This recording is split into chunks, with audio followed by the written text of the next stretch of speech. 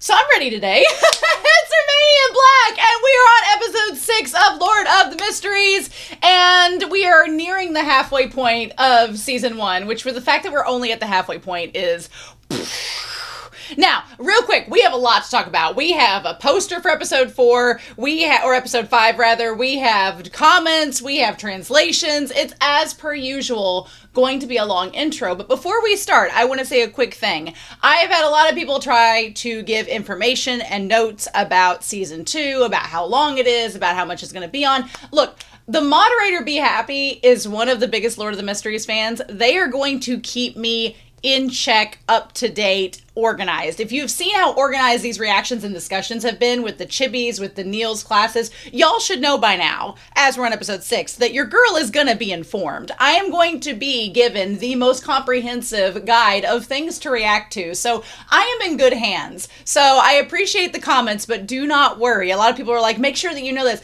I'm not going to be reading those comments because I don't want spoilers, hints, or clues. I am a blind reactor, and y'all know that. So just be aware that Be Happy has got me taken care of. We are going to be good. Give Be Happy a shout out because she is doing the Lord's work, the divine work of the Path of the Beyonders to get me up to date and ready for these reactions. But we need to start by talking about the comments because for episodes 4 and 5, I have quite a few comments from YouTube and Patreon that warrant some acknowledgement before we begin episode 6. So, with that being said, Pod Games for episode 4, and Sunray 535 in their post had a much longer explanation of this. If you want to go check out in more depth, look at Sunray's comment on episode 4 on YouTube.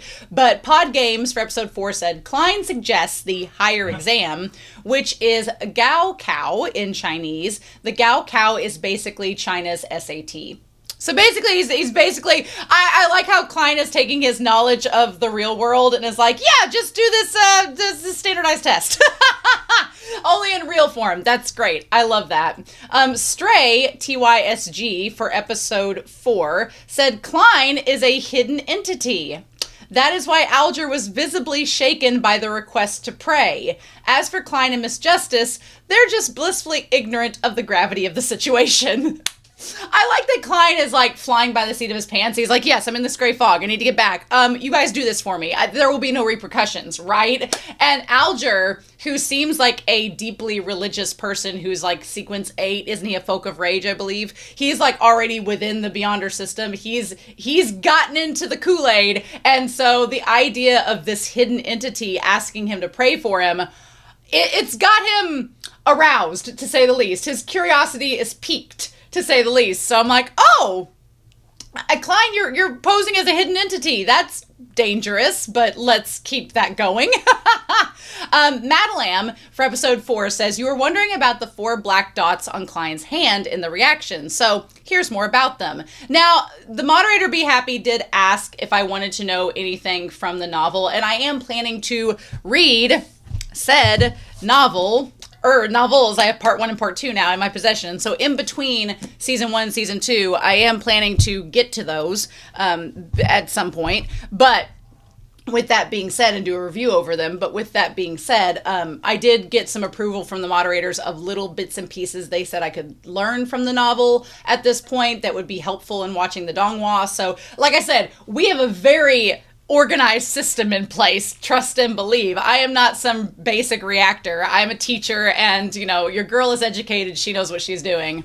So you're wondering about the 4 black dots on Klein's hand and the reaction, so here's more about them. They did appear and disappear when Klein exited the gray fog in episode 1, but in the novel, he sees them and makes a guess that the 4 black spots on his hand correspond with the 4 pieces of staple food at the 4 corners of the room, and now he doesn't need to prepare food and can do the ritual and chants immediately. That's why he tried doing the luck enhancement ritual in the clown fight without setting up the food.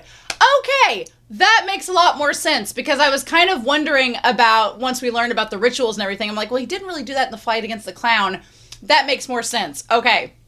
There's also a correction. Whenever Dunn entered Vincent's dream, Vincent was still alive, but he was asleep. That's why Dunn saw the hanged giant. He entered Vincent's dream and saw it in his dream, and then Vincent allegedly died shortly thereafter. So, okay, good. Glad we've acknowledged and clarified some things. Thank you, Madeline. Bubblegum Boots 7551 for episode 4 says, clarification. You note that one digests the potion and then acts on it, but it's actually the opposite. And we're going to have Be Happy as a part of this comment for episode 5 that's going to make more sense after this. You act in accordance to the potion's properties to digest it and incorporate its power. When explaining this to Justice in the scene in the novel, Klein uses a castle analogy. The potion's powers are defended by a fortress. You can directly assault the fortress, which means facing powers that aren't fully yours yet and you aren't equipped to deal with. This could create a backlash that could cause loss of control or cause an injury. Or you could lay siege and wait it out, which is what most people do, but this does not always guarantee successful digestion. Or you can act like you belong to the fortress and bypass the defenses to enter safely and then digest and fuse with the potion's power from the inside while acting like the fortress owner. The name of the potion provides hints on how one should act. So yeah, that's gonna make more sense here in a little bit with Triss from episode 5, but essentially there's 3 ways that people go about it. They, one, don't understand the fortress. They don't understand the full, powers and how they're supposed to act. So they just dive in head first. And most of those people don't understand the Beyonder world and they end up losing control and become monsters. 2, you could wait it out and try to figure out if the potion's going to let you digest it and just go along with it. But you may or may not be successful with that. Or, which seems like something that our girl Miss Justice would do. Or 3, you can do like what Klein is doing and act like a diviner, act like a seer, do all the things that you think the potion is suggesting you do, and it lets you digest it further and thus be ready to move on to the next sequence. So that makes more sense. Thank you, Bubblegum Boots. And then Be Happy for episode 5 has further clarification saying, so diving into the dreams was done in this episode. It's kind of like a divination skill of the seer, which is, again, helping Klein to digest the potion.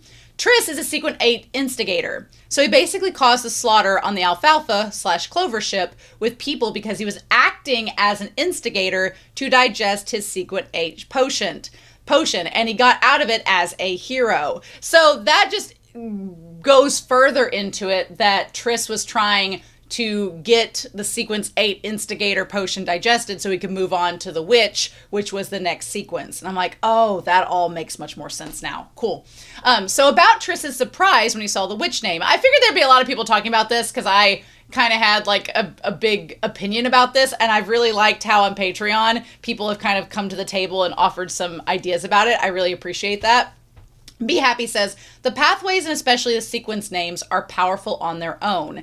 In the quest to advance, Beyonders need to sometimes discover the names of the next sequence, like Klein, and then to have the formulas. It's not generally public knowledge unless with the instances detaining a complete pathway or a part of the pathway, and they decide to disclose that information to lower Beyonder sequences, such as what the Nighthawks do with the fact they say they have the sleepless sequence. The mystery is everywhere, even in one's own pathways, through names sometimes. Okay, so we talked about the Demonist sect back in episode 5, and I guess in my mind, I feel like since the Demonist sect had such a reputation that it would be more common knowledge about the sequences, but I'm glad Be Happy kind of establishes that the sequence names themselves are kind of a secret and you have to kind of be within the pathway and in the know before you even find those out. So that helps to make a lot more sense of why the witch pathway would be suddenly like oh, I have to do that. Oh, okay. So that all makes a lot more sense now, so thank you. And then Be Happy says, you're right, the mandated punishers, machinery hive minds, are the elite squads or police of the Beyonders from the Lord of Storms and the God of Steel and Machinery churches, just like the Nighthawks are for the Evernight goddess. Well, that's nice that the Lord of Storms and the God of Steel and Machinery can share a squad. That makes sense why Haver, who is a folk of rage, is working for the Machinery hive mind, where it's the mandated punishers, which are with the hive mind, even though he probably worships the Lord of Storms. That makes more sense. Hellero Kleit for episode 5 says, the military service in Korea is about 2 years, a minimum of 18 months. Every man has to do it. Some very important people, such as members of BTS, oh my god, have delayed it for their music career, but they all have to serve eventually. Okay, so it's crazy how popular you are. I don't listen to K-pop just because it's just not something I'm inclined to listen to. But even I know who BTS is, so I'm like, oh, okay, there we go. So that's interesting. I've read enough manhwa to know that most of the BL leads in manhwa have like had military service in their background. They just got it out of the way as soon as they were 18. They were like, okay, we're done. So that's interesting. Okay. Forest Sunsets for episode 5 says Triss's male name, Tae Li Si, and female name, Tae Li Si, are pronounced almost the same in Chinese with slightly different tones. The written difference is that the gender neutral, there's a character and then another character, often used in translation of foreign names with no specific meaning in this context, are swapped for a more feminine one, which means jasmine, thread, silk, and spiderweb. Okay, cool. Well, that makes more sense with the Triss versus Trissy. Just for the translation, they were like, make it have a Y on the end. That'll make it more feminine. Get that Y chromosome in there. Right? So, and then Tiny Truck finally says, the money is funny because old Neil earns double pay, but he was 30 pounds in debt last episode. How much does he spend? Look, we're not going to talk about old Neil's habits. We're not going to talk about his shady dealings that have earned him where he's at in this. We're not going to talk about it. So that was really fun. Thank you all so much for the comments. Speaking of Tiny Truck, they posted a lot of a poster for episode 5, as well as some translations from episode 5 as well. And so this is the poster for episode 5. Love it. Trissy, just that scene is my favorite with Trissy, where all the guys have the light for her cigarette. And I love that it just shows the one, whoever struck her fancy. Who that person is? We shall see. We shall see. There's a roughly little coattail there, but I doubt it's Leonard. I don't think Leonard likes Trissy very much, especially after episode 5. Speaking of Leonard, this is a random official art of Leonard and of Klein. I said Klein looked a little bulkier there in that shot, but then someone pointed out that Klein has multiple layers. He has a shirt, a sweater vest, as well as a pullover on top of it. So he has like 3 layers there, so it does make him look a little bit bulkier. Although, Leonard's over there with that Dorito torso and that slutty waist. I'm just saying. I like that a lot. I like the red with Leonard and the gold and yellow with Klein, which feels very appropriate. Then we have some translations. So this is from episode 5. You can see the map of the North Borough, the map of Tengen City. There's all these different parts of it. Morristown, K River, Lamontown, Tengen, the Tusauk River, and then we have like a harbor. There's all sorts of things. There's the East Borough. There's a whole bunch here. It says South Industrial Zone, Dead Lady, Night Goddess Watchman, Sleepless Pathway Sequence, Midnight Poet. So she was sequence 8. Interesting. The deceased hugged his head with a grim expression, his mouth open and blue lines on his gums. On the evening of August 11th at 8 o'clock, a woman's body was found walking down. Most of the deceased were low-level workers and homeless. Oh, so somebody discovered them, I guess. Okay, maybe Leonard discovered them? On the evening of August 11th at 10 o'clock, there was a submerged body discovered by a dock worker.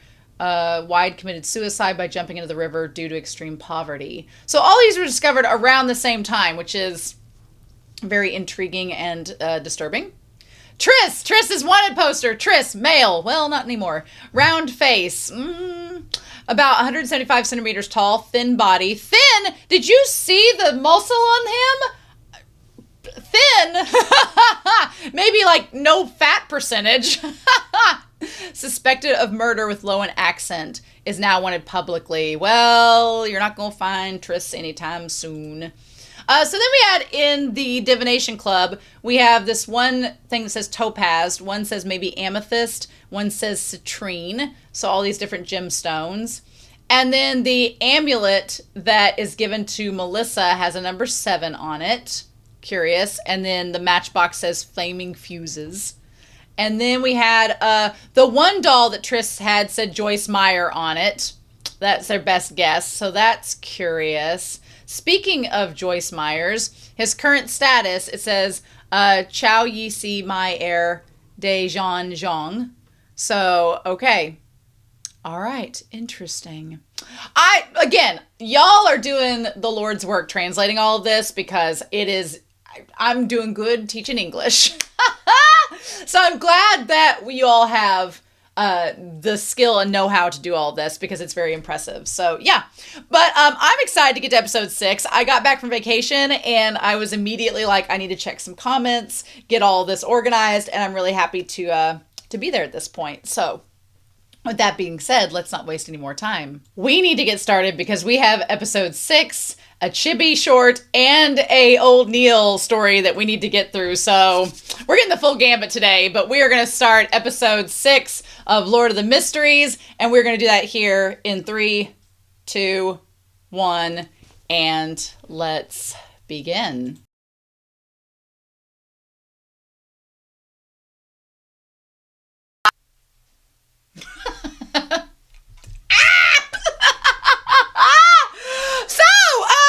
Episode 6.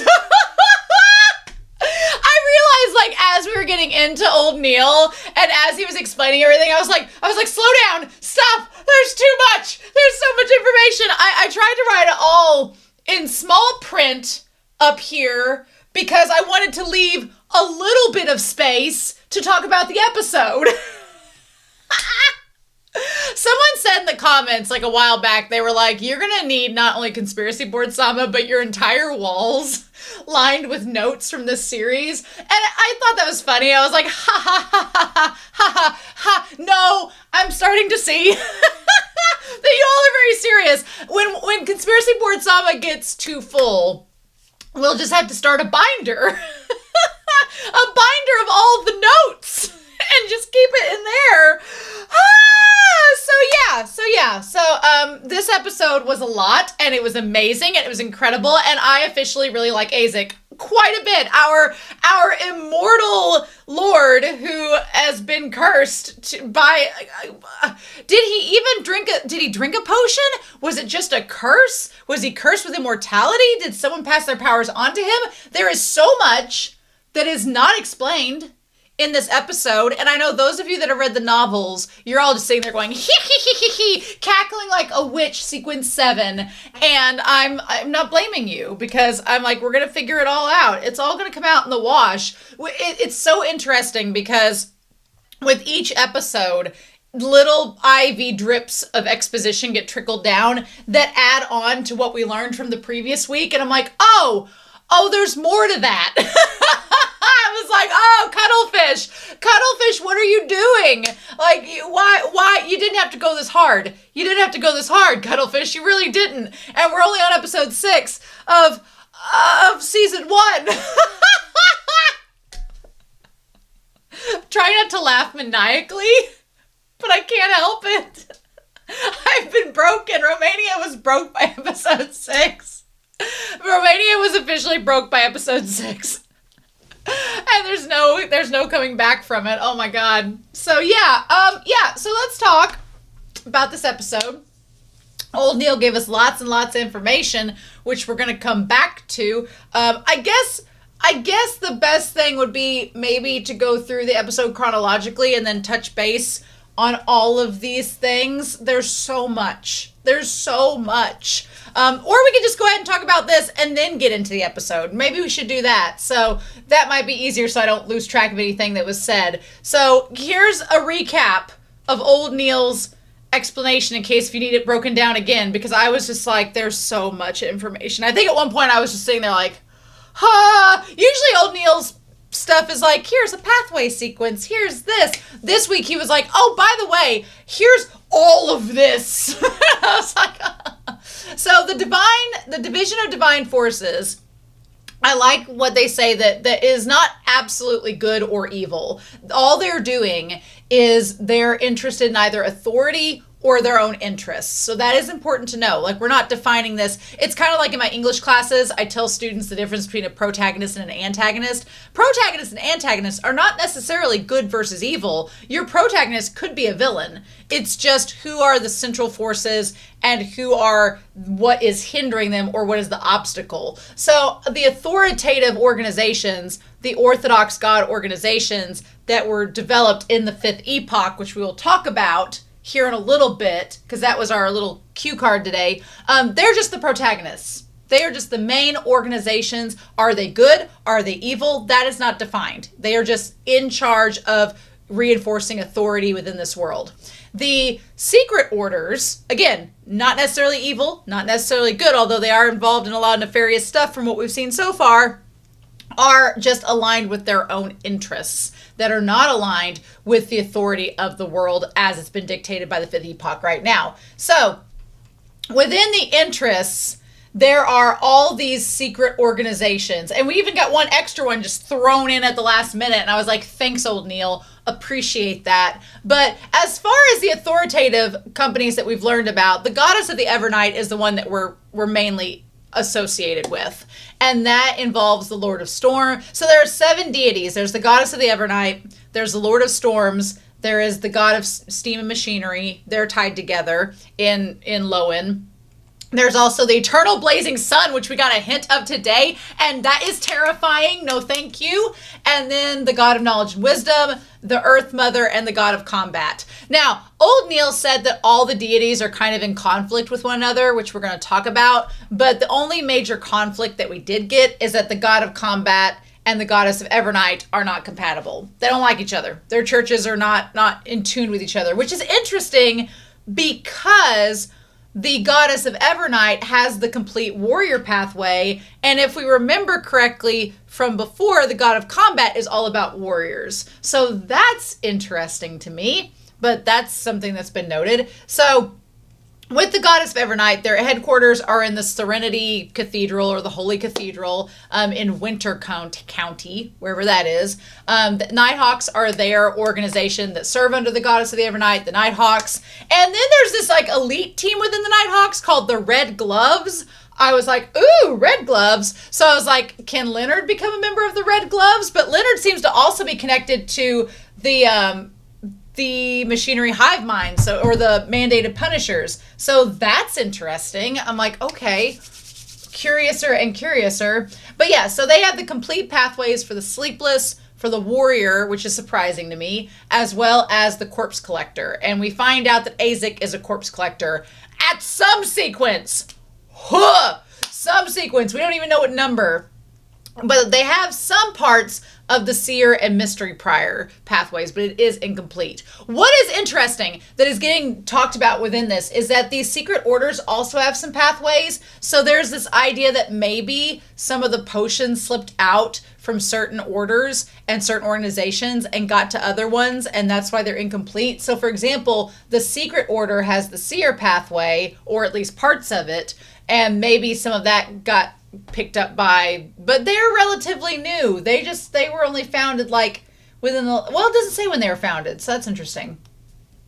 Questions. But yeah, so then we have the Lord of Storms. The Lord of Storms, they're like basically true neutral. They're not advocating for any fighting. They're not taking sides. They're not getting involved in wars. Their whole thing is just, if you cross me, I'm going to destroy you. That makes me a little bit nervous when it comes to our boy Klein, because Klein is fooling Alger into helping him, and Alger's like glazing Klein all about him, like praising the fool. But I'm like, if Alger finds out that Klein is not a hidden deity, that he's some guy messing with him, then he might be pissed. And that won't be good. So we're going to need to make sure that Klein's identity is not found out by Alger, or that could be really bad. That could be really, really bad. So we're going to make sure that doesn't happen. Then we have the god of steam and machinery, who were previously known as the god of craftsmanship. But when Gustav ignites this industrial revolution, that's when they decide to officially change the name, which I think is interesting. They changed the name of a deity. Why not? Sure, stranger things have happened. And they had an oracle made to change their name. Now, I don't know, the oracle in this sense seems like it was used as a verb, but then with Vincent, we met the 22nd oracle, who was Mr. Z, which now I am convinced that Mr. Z is not Azik. I thought that Azik might have been Mr. Z in a previous episode because they have a Z in their name. I don't think that's the case now, but that is intriguing. And then they have the mystery prior pathways, and the savants, which savants are those who are the most knowledgeable in their field. So that kind of makes sense. It's machinery and steam. That kind of ties in there too. I understand that. Yeah. So that's the authority pathway. Then there is the hidden existences, which we're talking about, like the quote unquote true gods that are preached in secret. They are not orthodox. They are not the 7 recognized deities, but they have in mind that they are the true deities, which is just opening up another can of worms in all of this. So we have 5 different orders that are mentioned in Old Neil's things. We know about the demoness sect that worship the primordial demoness, who's believed to be the heir to the true creator. All the higher up people are women because you have to become a woman to be in it. And they have the assassin pathway, which from sequence 7 up, you got to be a lady. So there's that. Then there is the Aurora Order, which is what Vincent was, which was tied to the Oracle and Mr. Z, who we know very little about. They've only developed like within the last 200 to 300 years, I guess, during this 5th epoch. And they believe in the true creator, who is represented by this hanged giant, like Jesus upside down. And they believe that everyone has divinity. Now, this one is interesting because the more this went on in this episode and the more we got with Azik, I was like, okay. So they believe that everyone has divinity. Life is a journey of your mind. And if you have enough rich divinity and you're strong enough, you can eventually become an angel. I think that the Aurora Order is fascinating because there are like shades and ripples of it throughout all of this. And part of me wonders, like, are the 7 gods, were they originally like people that went through this path of the Beyonders and got to sequence 1, and these 7 are the ones that made it to sequence 1. They're like the only ones that made it to sequence 1, and they literally became a deity. And then from there, all of like the previous stuff gets passed down. Like I fully believe, in my mind, my theory is that the 7 gods are humans that got to sequence 1 of some pathway and became deities. And maybe these other 7 that are on here, or 6 rather, are also humans that got to that stage, either sequence 1 or sequence 2, and got that far and became literal deities as well. I don't know. I'm just theorizing. I don't know if that's true or not. We're going to see as we go. But I just think that with the Aurora Order and the stuff that we're finding out with Klein, and Klein posing as a hidden entity, some of it's starting to overlap and kind of ripple into each other. So there is that. The Secret Order is founded by Zaratul. We don't know who Zaratul is. Maybe they're Mr. Z. Maybe there's some overlap in the orders. We don't know. They are the lowest frequency, least understood group. They are after the Antigonus family relics. And they have the seer pathway. So the clown was part of the Secret Order. And that's all we know about them. Then there are the psychology alchemists. They're pretty recent. They're only like 100, 200 years old. They started out just like as a typical old gathering of psychologists. Just gathering together, psychology enthusiasts, gathering amok, starting a cult. You know how it goes. But they found some kind of treasure map, led them to the Hermes ruins, and that laid the foundation of their order. And they are about the spectator pathway, which, going back to seeing how Audrey was being told about the spectator pathway by Alger, it is the idea of, and Huckleberry just laid his head on White Raccoon, that's why it moved. But Alger was explaining to Audrey that the spectator pathway is about observing people. So if you're like a psychiatrist, you're observing people, you're watching their movements, that all ties together. So that makes sense. But yeah, I don't think that Audrey knows anything about the psychology alchemists, but they might come find her. Who knows? Then there are these evil gods that are like the antitheses of the orthodox recognized gods, which are a whole thing. And there is the hidden sage, which we're going to talk about here in a second. The primordial demoness, who is supposed to be the heir of the true creator, which is another evil god. Death. Death's a god in this. Why not? Why not? Why not make death a god? Why not? Just death. Just death. And then the chained god, which I would imagine the chained god would be tied to the true creator. I don't know how that works. And then the very ominous, I mean, death is pretty ominous in itself, but death we have like an understanding of what death is, or we have like an understanding of its abstractness, if that makes sense. Then there's a god called the dark side of the universe.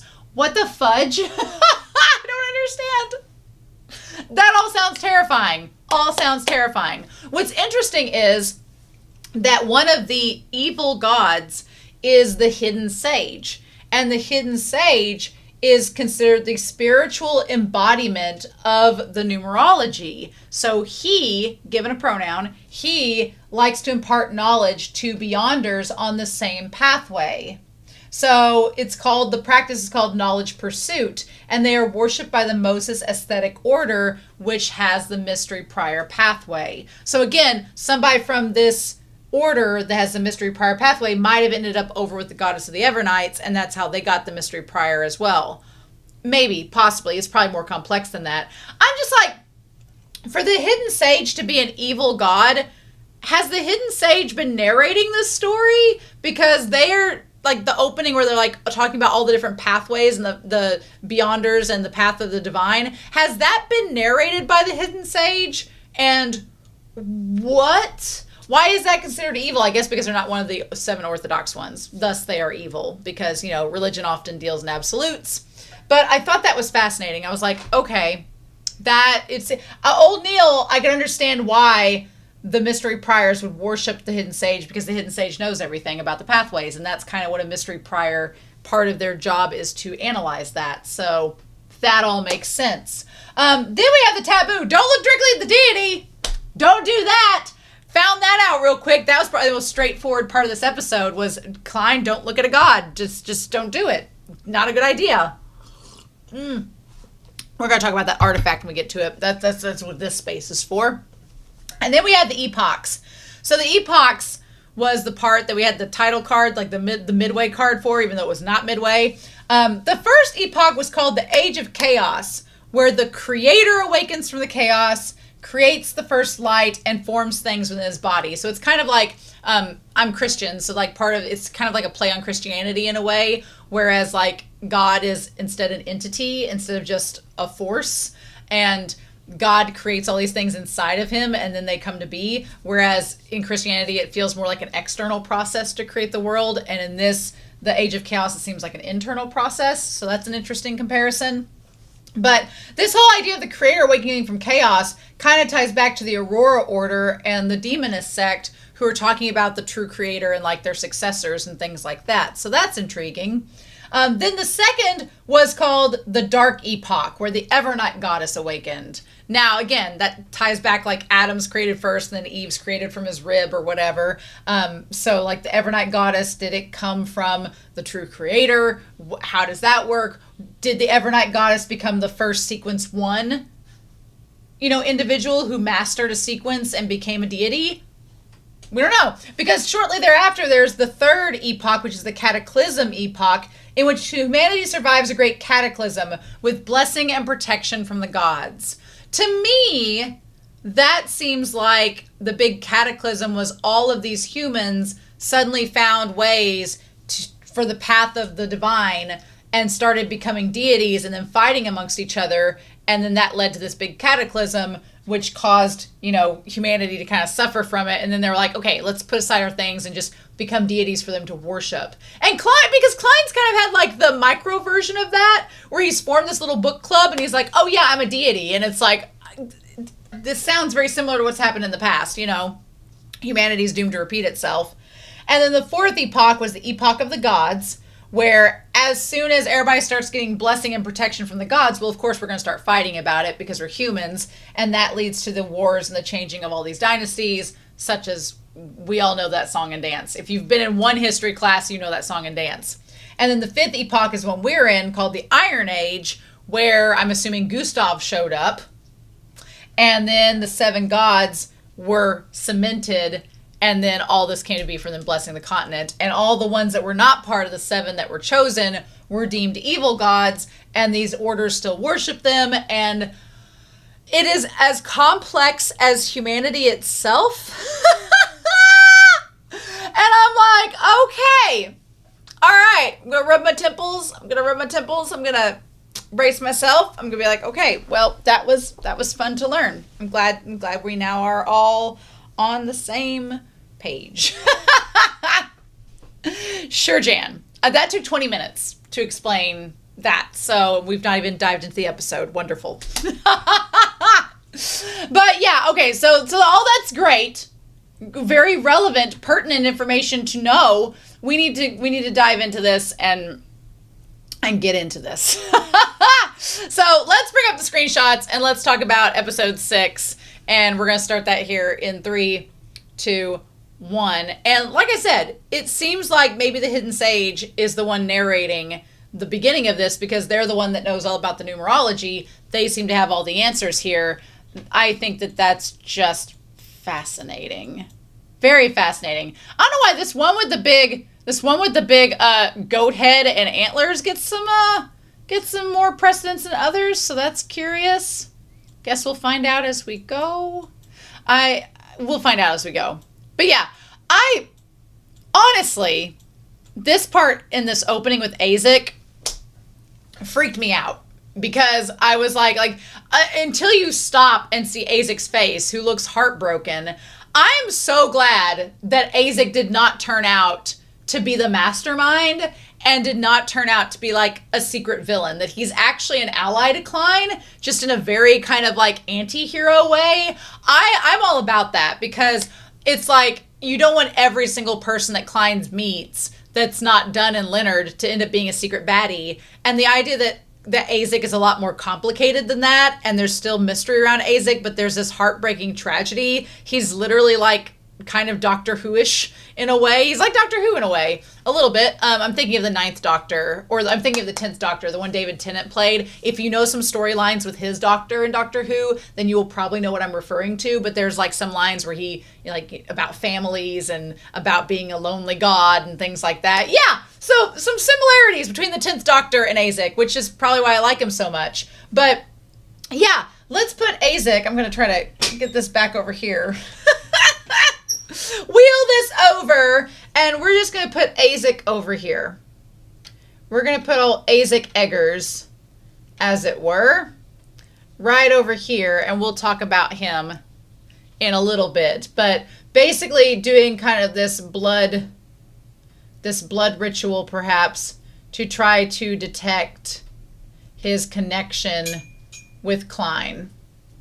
Because it's become very apparent that he suspected something was up with Klein, because I think he suspected Klein, as he's been, possessed by Joe, is not the same Klein that he knew from prior. So he's been trying to discern that. He just looks so kind of tragic, and Azik's character turning out to be this tragic figure was a big surprise, but is something I really like. I like a brooding, tragic character. Gotta love that. That's terrifying that he wrote it in his own blood. Nope.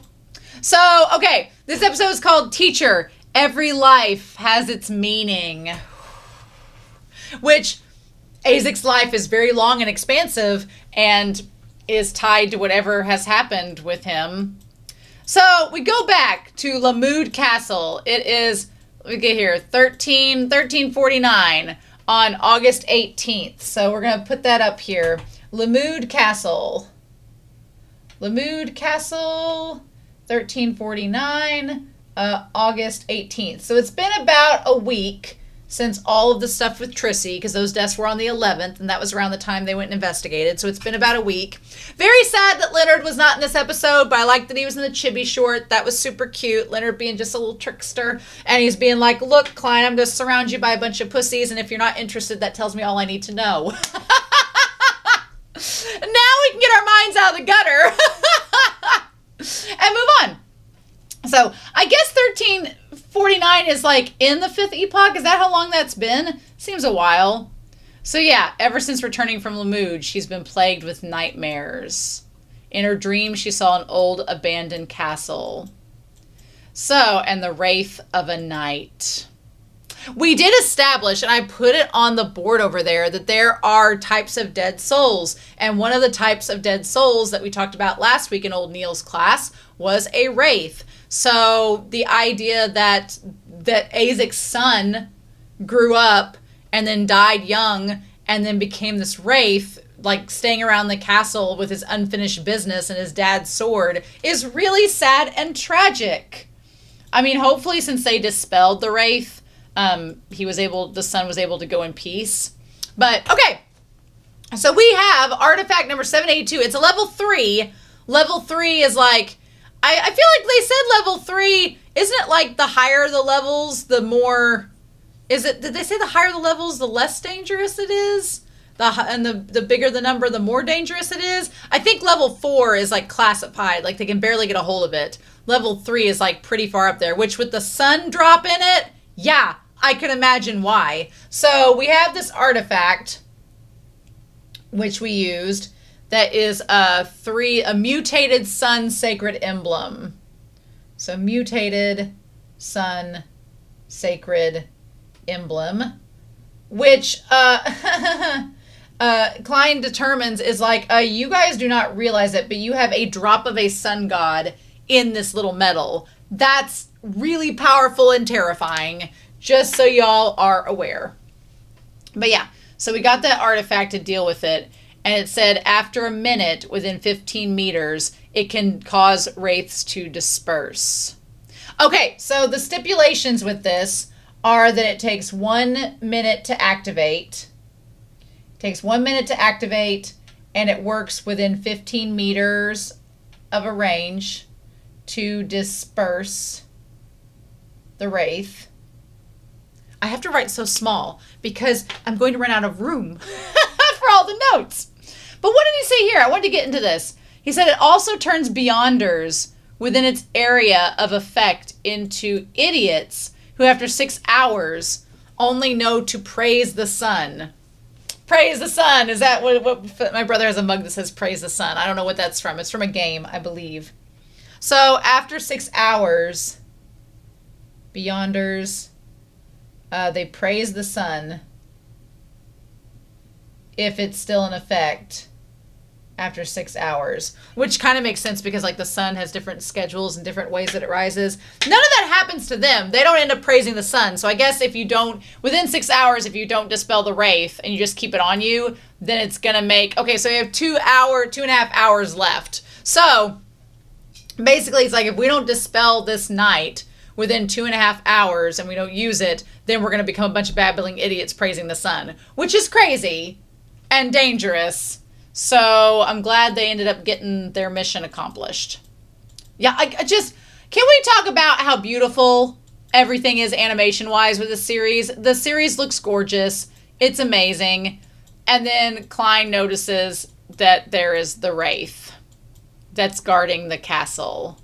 I wondered at first why Fry was there instead of Leonard. No shade to Fry, but it makes sense. He's a corpse collector, so he has a natural, like, ability to ward off wraiths and the evil spirits. He has, like, kind of a protection against them. So having him there as a buffer is really smart in hindsight.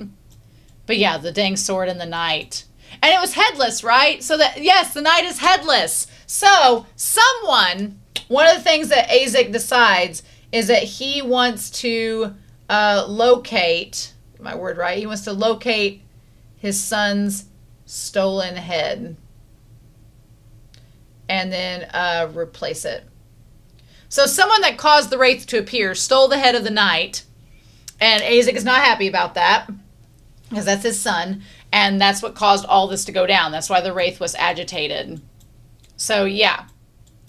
So this battle like was crazy, and then all these little tiny bugs that appear from the wraith. No. There was so much horror in this episode. It was absolutely crazy.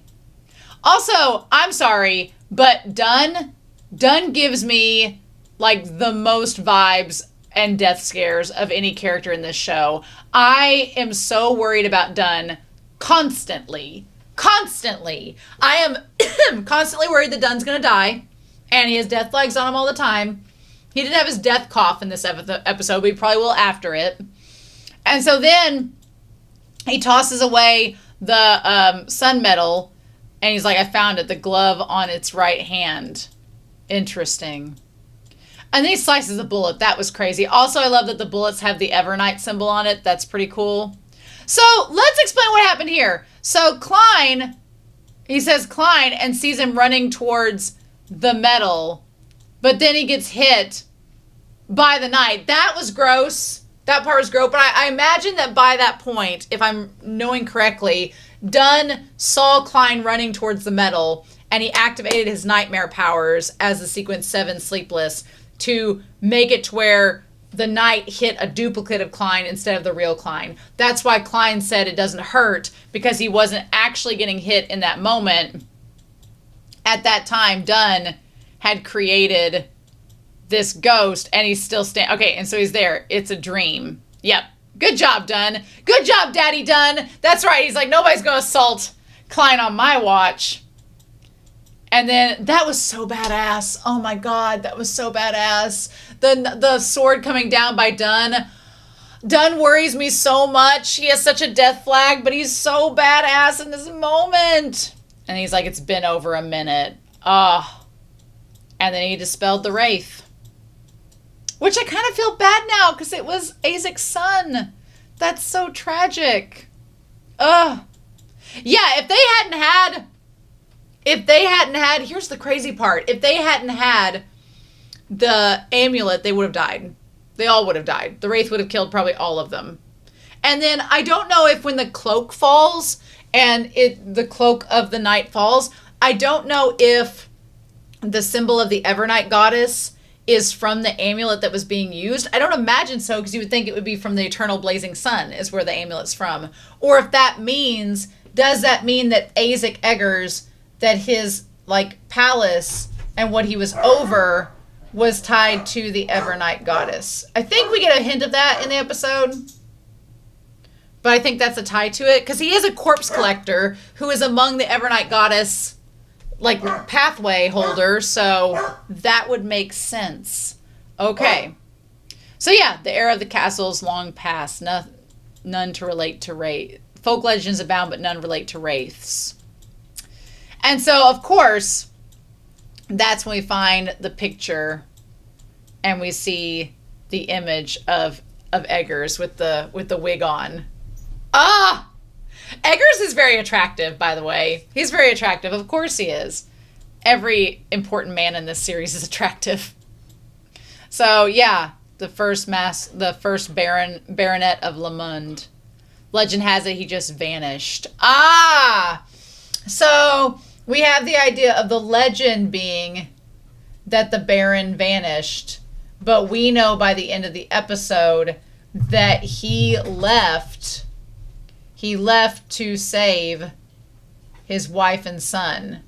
Because of the powers that were connected to him and the sequence that he can't be around other people. Which, here's the thing, that kind of makes sense with the corpse collector pathway, and it's something that I was waiting to talk about with Dolly and Dunn, but it kind of makes sense. You're a corpse collector.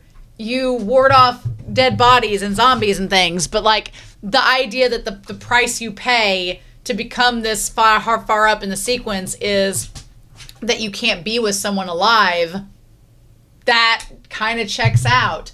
I think that all of the stuff with the path of the divine is tied a lot to, if you've read any mythology or any old stories who talk about hubris, like humanity's hubris, that humans are proud and they're greedy and they want things for themselves and they can be selfish, and that there is a price to pay with all that. Well, the path of the divine is literally like an embodiment of that. And it's an embodiment of man's hubris. And sure, you can get all these great powers and amazing abilities, but at what cost? And so Azik becoming this high-level corpse collector, the price he has to pay is not only is he immortal, not only does he have his memories re-scrambled every couple decades because otherwise he would fall into an abyss and lose control of his body, but also he can never be with a stable family that are alive. That's crazy. That's crazy! So yeah, so then Klein's like, okay, that guy looks really familiar. Is that Mr. Azik? Now he's like, well, no way. He's like, Klein's most respected teacher couldn't be a 1,000-year-old monster, could he? At first I wondered if maybe Azik was a descendant of the Baron, but no. He is the Baron. Which is so freaking cool. So yeah, and Klein's like, well, now hang on, maybe it's just a resemblance. He looks far more mild-mannered. So they said that the wraiths should be nullified, but they should remain here on guard to ensure the danger is fully over. And he's like, one person will take 30782 and stand guard while the others rest. So I was curious why he said they'll change shift every 2 hours, but I was like, doesn't that exceed the 6-hour limit? And then won't you all become like idiots that praise the sun? But maybe it's if you don't use the amulet within 6 hours and use its power, then that will happen to you. So maybe they were banking on or maybe once it's used, that's not a factor that can be taken into account. I don't know. Sound off down below. Help a girl out. So yeah, so of course Klein's like, I'll go on duty first. And he's sitting there talking about, saying it feels so soft and warm, like a little blade of sunlight. Everything seems to be effective against soul. This thing is effective against soul-like monsters. The archives only show that this sacred emblem comes from the Entis and is related to the sun pathway, but its source was never identified. So we find out that this comes from Entis, which they worship the sun, which that all makes sense. But they don't exactly know where it's tied from. Well, it's actually a piece of the sun god. Just FYI. Which explains why these artifacts are so terrifying. They might be bits and pieces of the deities themselves, which is crazy. So Klein gets the idea. He's like, well, I want to research this emblem because I'm kind of curious. I liked everyone describes Klein as a cat now. And he got curious, and he's like, I kind of want to figure out where this emblem's from. And curiosity kills the cat, and it almost killed Klein. So he's like, I'm going to make sure nobody's looking, and I'm going to go to my secret little fog place, and maybe I can divine it over there, and nobody will bother me. Okay, Keyfree. Do your little business in a secret private spot. He's like, has it manifested based on the feedback from my senses? It almost feels real. So I like the idea that in this moment where he is divining the sacred sun emblem in the gray fog realm, he says that it feels real, but this is all happening like in his mind. Thankfully, no permanent damage was caused because that's pretty crazy. He could have really gotten hurt in that moment. But he divines, and then we see this little droplet appear, and this guy has the eternal blazing sun emblem. And he's like, yes, they have the sun pathway. I don't know what the sun pathway entails. Does it involve lava or magma? But we're going to put sun pathway on here. I don't think I'd put that up on the board, so that might be one of the 22 we've not explored yet. But yeah, the sun pathway. And then he has this little amulet, like he's trying, like that's the deity, and he's trying to trap part of it. But then he holds the hand up. And what does it do there? It like completely ravishes his body and takes it, and then it disappears. And then there's the emblem. So essentially, like, this man traded his life to become the artifact, or sacrifice his life to create the artifact. Nah. I just want some baguettes and hang out with Melissa and Benson. It's the reason it can't be controlled by the seal. Okay. And then, of course, Klein is like, what is that thing? Is it some expensive Beyonder material? And it looked like a little eyeball. Like, look at it. It looks like a little eyeball he's about to touch, which is, again, connecting to, like, the eyeball of the true creator, all that. No. I'm like, if some foreign substance came towards me, I would not be as curious as Klein. Because the moment he touches it, then he's staring directly at a deity. Nope. And this part here, where his, like, entire body burnt up and everything is getting destroyed, and, like, when he touched his hand and flesh ripped off his face, oh my God, what? No, that's terrifying. Absolutely not. Oh my God. That is horrifying.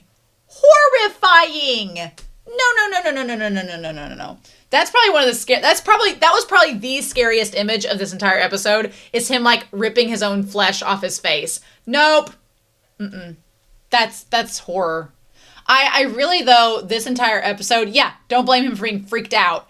This entire episode, though, did make me want to read where it happens in the novel, because I'm like, oh, I want to get to this part in the novel, because I bet this is going to be really cool. So that has me hyped. That has me hyped quite a bit.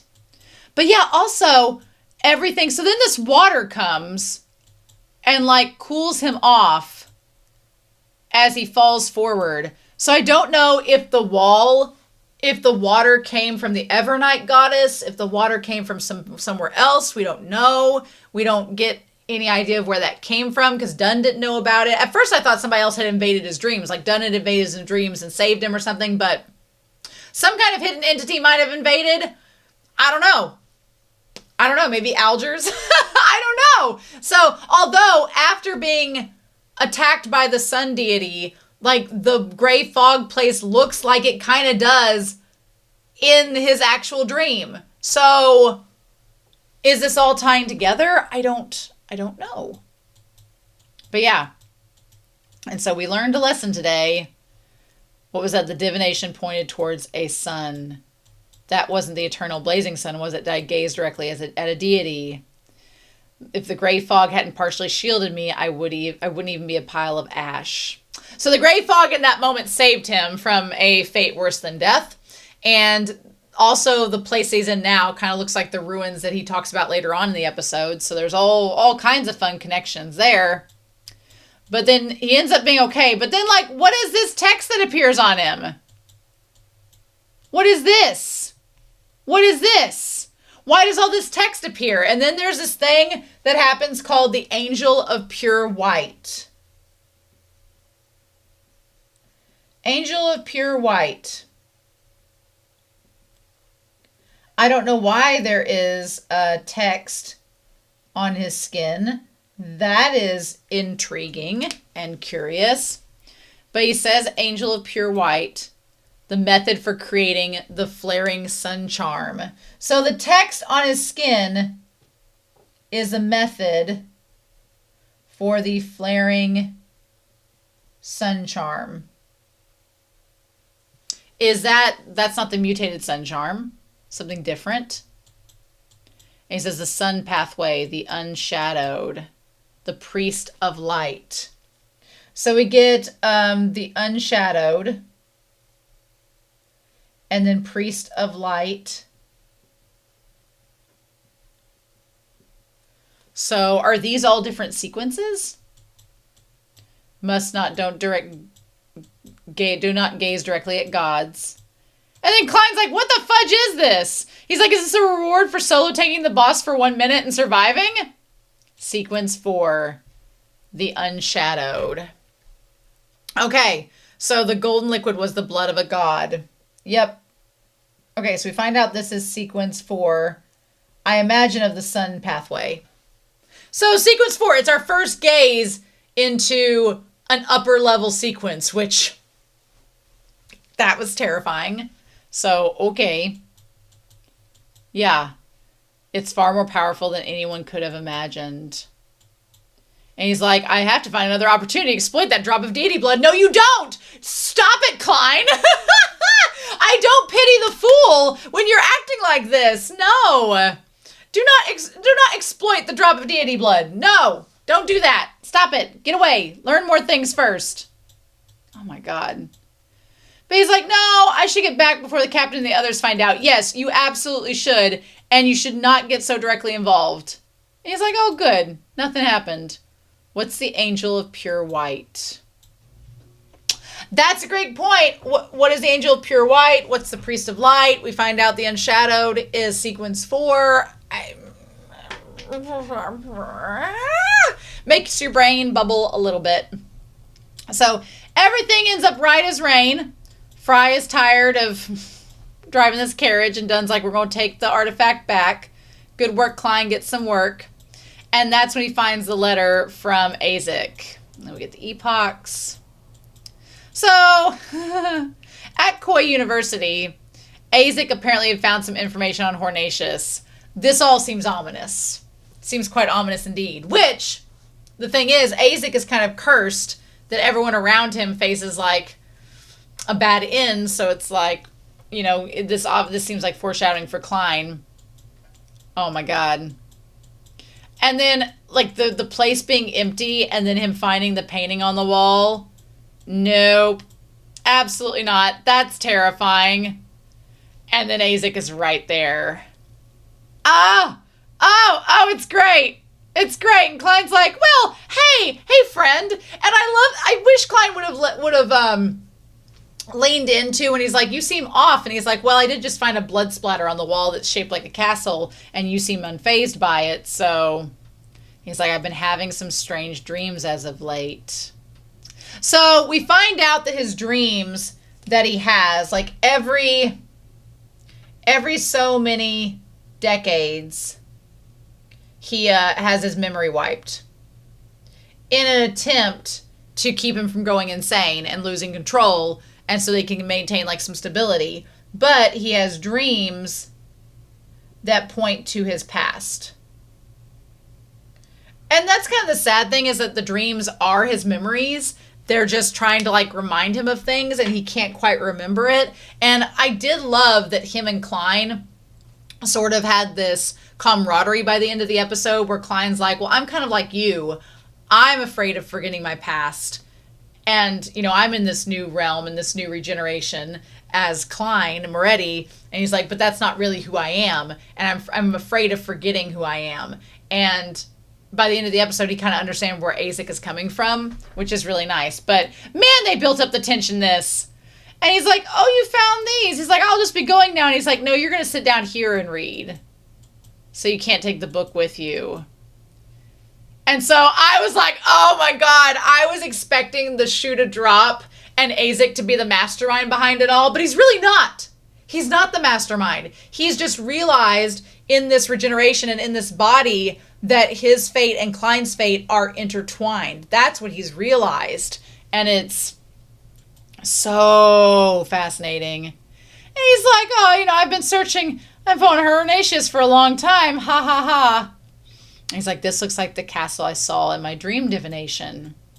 Yep, the castle was on a peak and was more magnificent. And so he's like, okay, so it looks like this is from like them worshiping the different deities. There's that. And then he's looking through there, and then like them having the baby, and then like them forming these marriages and relationships. Okay. But then it says like, where did their buried go? He's like, I was just reading that part. I love this face that Klein makes, like, this is a nervous laughter face where he's like, oh my God, help. SOS. He says, the people seemingly disappeared as if they'd never existed. Well, they probably either became wraiths, or they could have become dead souls, or if they became beyonders, they like disappeared in that. I mean, there's probably a lot of different reasons that they just disappeared. That's interesting. He's like, this ancient civilization worshipped a mysterious being called Her, the ruler of the Evernite, the mother of the sky. That's why I wonder, when it says the angel of pure white, I know Evernite is usually associated with like dark colors like black, but like, could the angel of pure white be connected? That would be interesting. If these deities are all kind of connected to each other, that would be interesting. Because Klein's like, well, maybe they're talking about the Evernite goddess. And he's like, you didn't even drink your sugar. And then he's like, you just put one lump of sugar in. And I was like, oh no! He was testing Klein to see if he would do the same thing that the old Klein did. And then he didn't. He's like, well, things have been changing recently. He's like, your fate has had some erratic fluctuations. And they have a bit of danger about them. So I should gain some more insight. But a part of your erratic fate implicitly points to me. So I like that Azik, he's not necessarily after the Antigonus family notebook. He's not after anything with the Antigonus family. He just is tied to Klein from Klein's previous life and notices that now that Joe has, you know, become Klein, that something is different. Which means that his fate is about to change as well, as it does in this episode. So yeah, and he's like, I just want to find out about my past. The crazy thing is that he's been finding out about his own past over and over again for like 1,000 years. That's crazy. That's crazy. So they go back to the castle. And okay, so Klein says here, he's like, stay calm. I found a chance to perform divination before coming here. So they conveniently off screen. I'm sure it happens in the novel, but off screen, Klein did some divination. And what he found out was that it was going to be fine. He said it shows if I tell Mr. Azik about the situation at the castle and hide his secrets from the Nighthawk. So basically the Azik will help him in the future in exchange for Klein helping him now. The only thing I worry about with all of this is that, like, Leonard made that comment last episode being like, as long as you're on the side of the Nighthawks, I don't have anything against you and I won't be hurting you. But keeping secrets from the Nighthawks does seem a bit suspicious, does sound a little suspicious. So would Leonard be a little bit wary of Klein if he finds out? I feel like there are ways that these characters can figure out stuff. But he says he'll save me in the future if I help him. At least the prospect of Azik becoming a Deus Ex Machina is very promising. I like that. The idea that Azik could come in and save him like at a critical moment is pretty fun. And he's really hot, so maybe he'll make Leonard jealous. Maybe that'll happen. Even though I do not ship them at all. This part, though, so gorgeous. Everything. Like, Azik is a relic. Everything about this, the moment he imagined it and the white, and when he like touched the stable and it went back to the horses, my most beloved white steed. Hell yeah, you had a white steed. Like, that part was amazing. And then seeing like the hall and everything as he came up. And yeah, and seeing his child. That's the saddest part. The saddest part is he remembers he had a kid. The saddest part he remembers later on, he had lots of kids. And they're all dead. That's the most horrible part of it all. The idea that he keeps living and his families have all died. He's like, I'm the king's knight. So as he goes up to the sword, that big long sword was his sword that his son had. And then we have this thing with the skull. Oh, man. So the skeleton is attached to the... I love this, that we see that glimpse for a hot second of him as the skull. Oh, y'all. So yeah, what was that one moment there? Yes! So it's like, is sequence 1, like Grim Reaper, is sequence 1 death? Is sequence 1 of the corpse collector pathway death itself? I don't know. But it's almost like he is becoming a Grim Reaper. That is crazy. Okay. So yeah, so we have this flashback of him remembering his son. I love that his son looks like the mom. That was really a nice little detail. But then they end up going through this passageway down into the crypt. And we find the tomb that has been basically defiled, the one that had his son in it. And I feel so bad for Azik because he's discovering all this and he didn't have any ability to stop it. That's kind of the crazy part. He didn't even... I mean, for all we know, let's go back to this past scene where he's thinking about what happened before. So everything, all these spirits, which he's had access to through his ability, which again, the corpse collector pathway, letting you control spirits, is having like literally an arm. He literally had an army of the dead. Oh my gosh. Like Dally, she could do so much. Fry could do so much. But yeah, this army of the dead is crazy. So this whole sequence with the battle and like the thousands of crows coming to eat the body of the soldiers...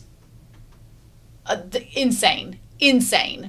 So we get this giant mass corpse pile where they all look like soldiers and the vultures are eating on the soldiers and they're burning the bodies of them like in this mass grave. And then all of a sudden they're like, something is there, something is inside. And so Klein sees the hand, which is Azik's, come out. And then we see...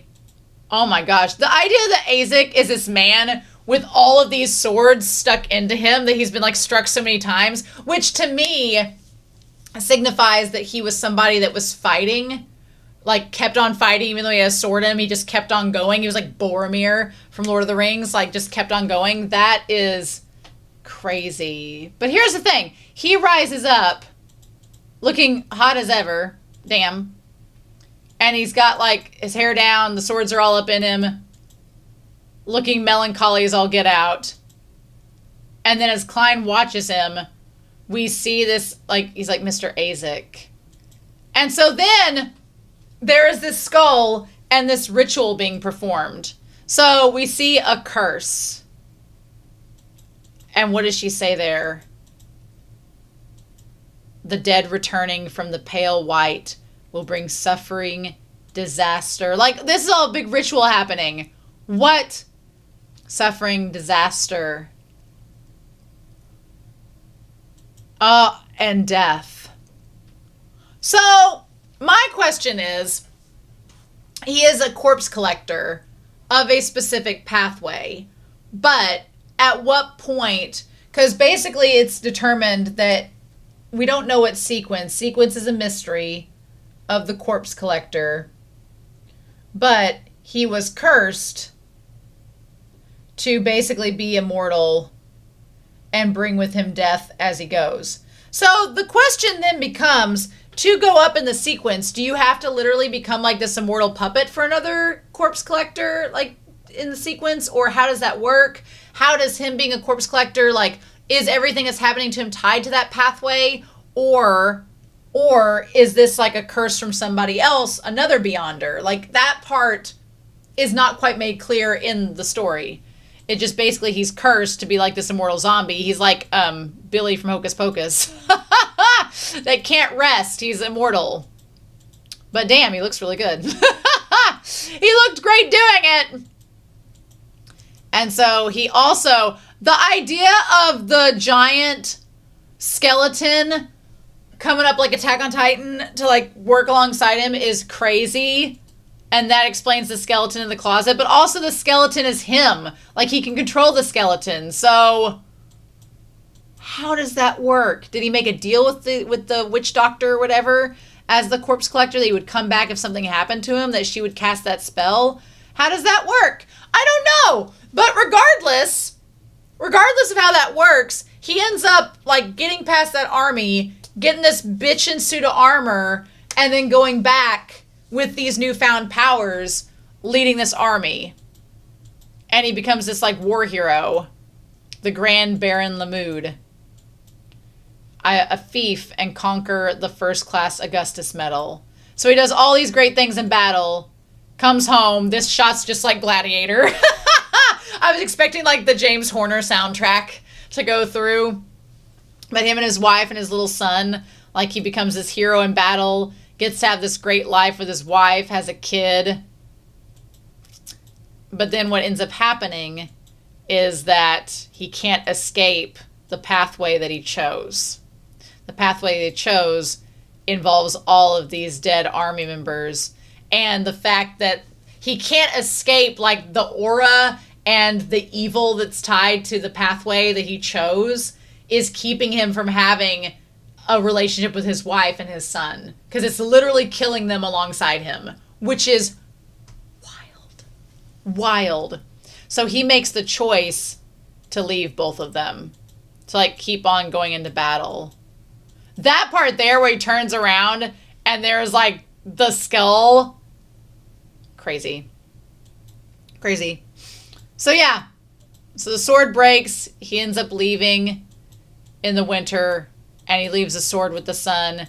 And then as he walks the night, the armor just like slowly comes off of him.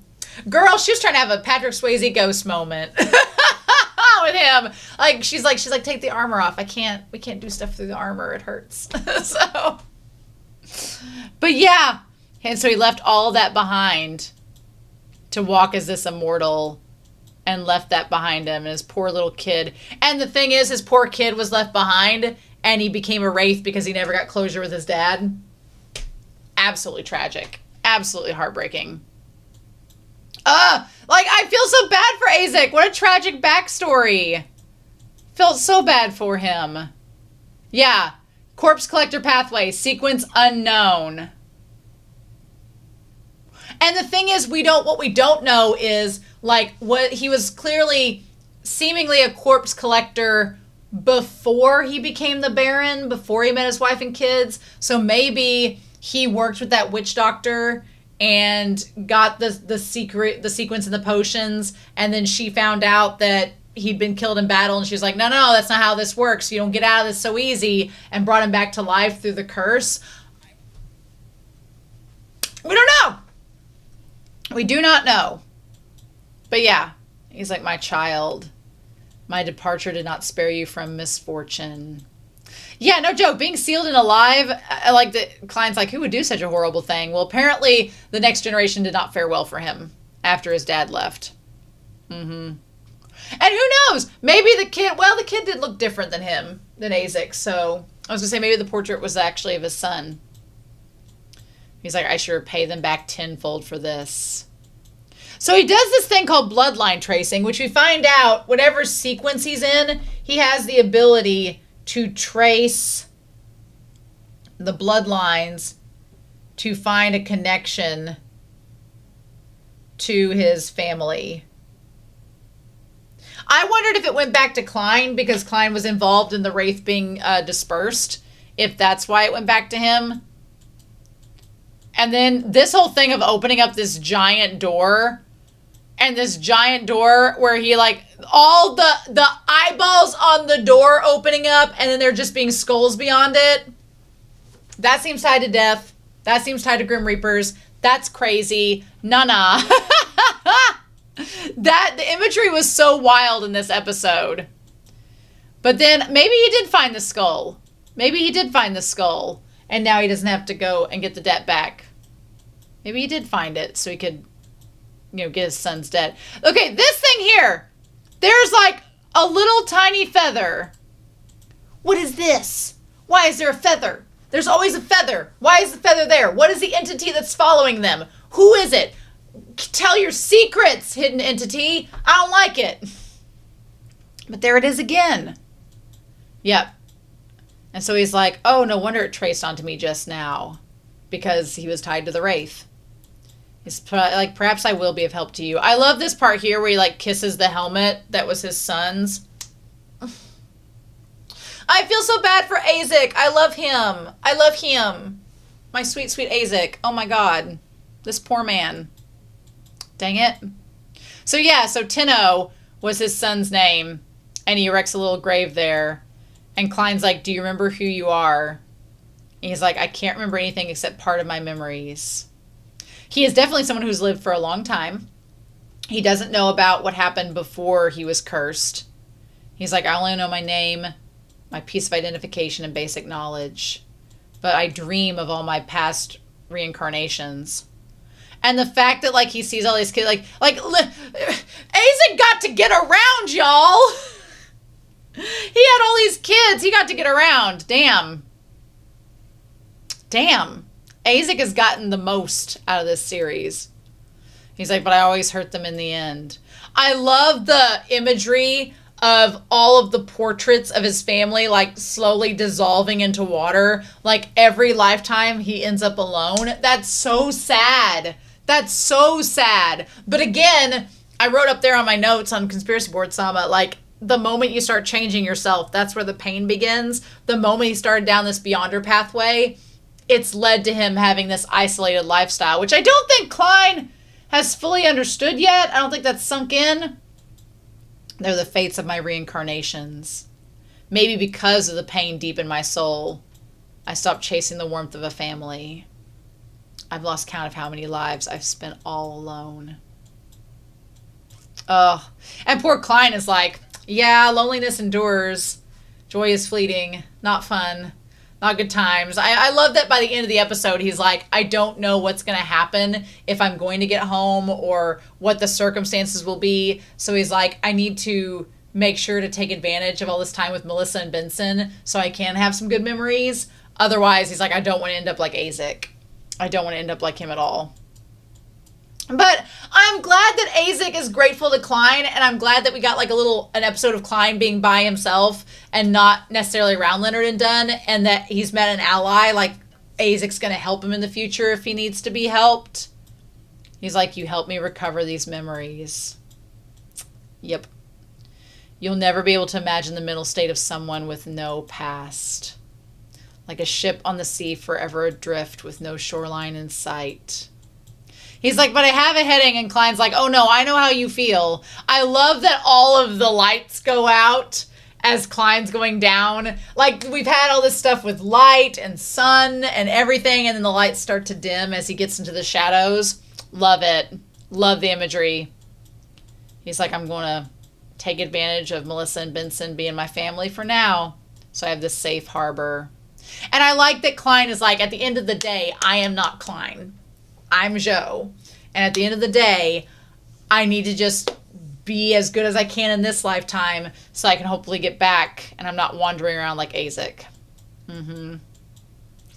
Oh, man. And then him saying I'm home. What a great episode. Oh, my gosh. Just fantastic. Oh, my God. This episode was great. This episode was wonderful. I've talked for an hour. I'm so glad Azik is not a villain. I'm glad he's on our side. I'm glad we're going to get more with him. I'm glad he's sticking around, hopefully. Like Trissy. I'm glad these characters are not just one-off characters, but they're in the story. And we got our first sequence 4, which is terrifying. The Unshadowed. Terrifying. I'm assuming it's with the sun pathway. I am assuming it is. But we'll find out. Old Neil will let us know eventually. And then we'll find out eventually whatever sequence of Corpse Collector Azik is. Which, those powers are insane. Leading an army of the dead and a giant skeletal version of yourself. That's wild. That's crazy. But the price you pay is that you're immortal and you can never have any family again. That lasts beyond a generation. That's awesome. Not good. So, anyway, this episode made my brain hurt. This is one of those weeks I'm glad I have a week off, because after this, I need some time to process. I need some time to decompress after this episode. But in any case, I'm very excited to hear your thoughts down below. Please no spoilers and novel spoilers. I'll get to those, don't you worry.